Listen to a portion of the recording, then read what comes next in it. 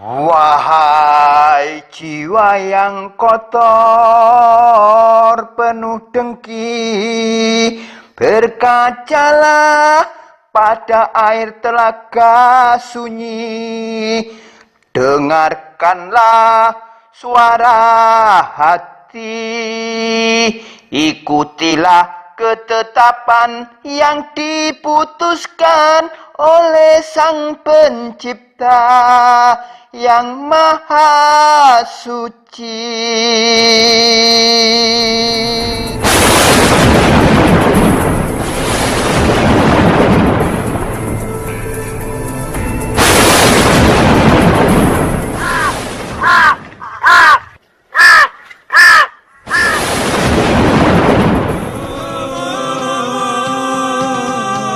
Ajian Rawa Rontek.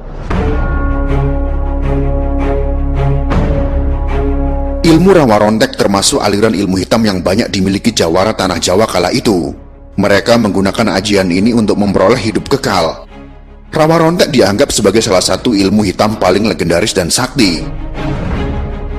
Menurut cerita-cerita, si pemilik ilmu ini tak bisa mati dengan cara macam apapun.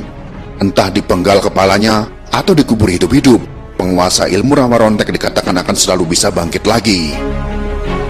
Siapapun yang menimba ilmu Rawa Rontek dan mencapai kesempurnaan ajian ini, maka ia tak bisa dikalahkan.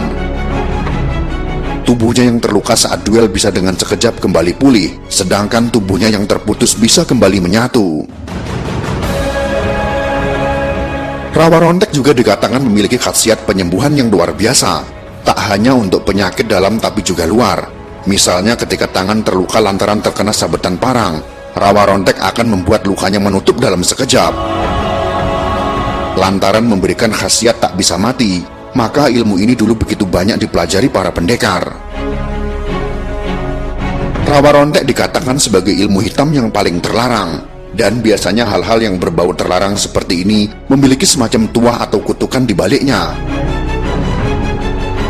Dan benar saja, Rawa Rontek dipercaya juga punya yang semacam itu. Meskipun membuat si penggunanya bisa terus hidup, bukan berarti pemilik Rawa Rontek tak bisa mati.